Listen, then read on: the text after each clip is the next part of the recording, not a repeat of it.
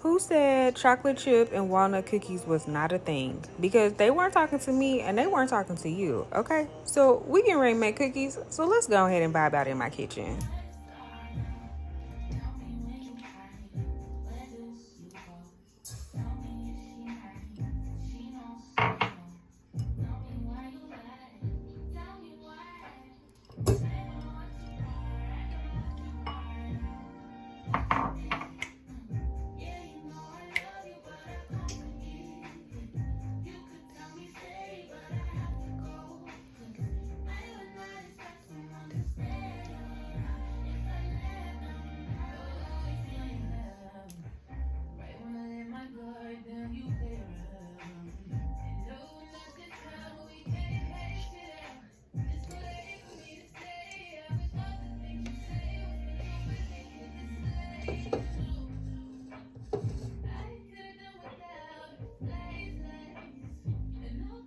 Okay, now let's get back to it. After our little mini concert. All right, we got melted butter here, and that's brown sugar and white sugar.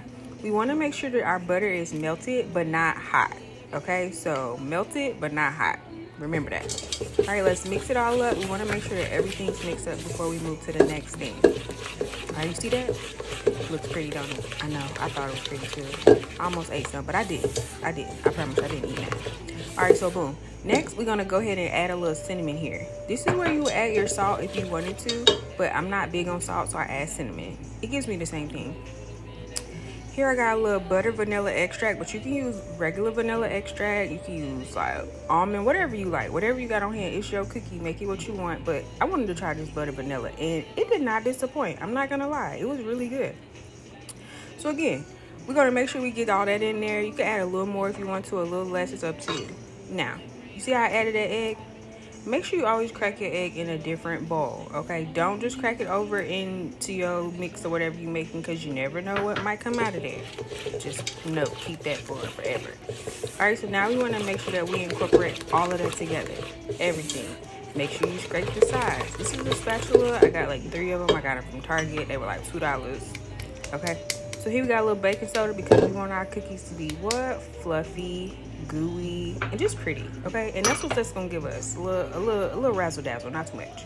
All right, so we also gonna add our flour a little bit at a time, okay? We want to make sure we do a little bit at a time, not too much, because we don't want it to get clumpy and we don't want it to just be sitting there. All right, so make sure that we get a little bit in there so we can stir it all up. So this is where we're gonna use our muscles, okay? You're gonna feel it in your forearm. You can use a stand mixer or a hand mixer here if you want to, but for some reason I just like to use my spatula and a wooden spoon. Like, I don't know, it just gives me more control of what I'm trying to do, but again, it's your cookie or whatever, you do what you want to.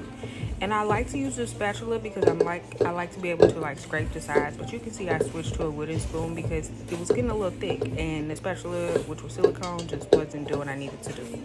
But again, we're gonna mix it all up. Again, see how we scrape the sides and switch back to the spatula. These are semi-sweet chocolate chips, but you can use milk chocolate, dark chocolate, whatever you want. And these are chopped walnuts. Like, I chopped them really small. But again, you can use any nut you want to, but I had walnuts on hand, so I used walnuts.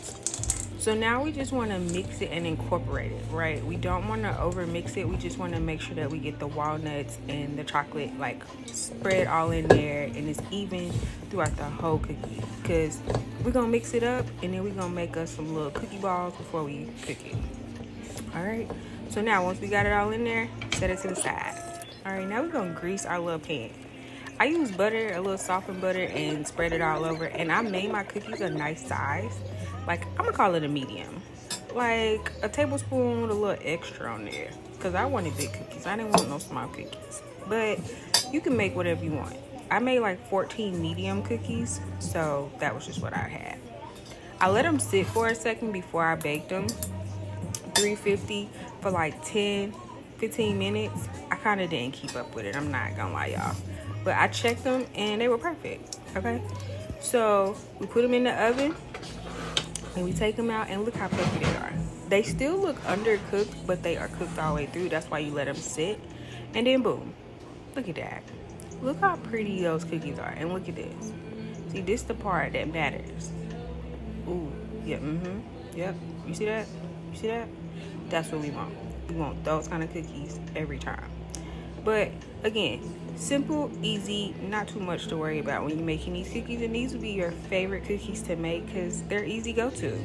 Quick little 30 minutes and boom, we got cookies. Enjoy!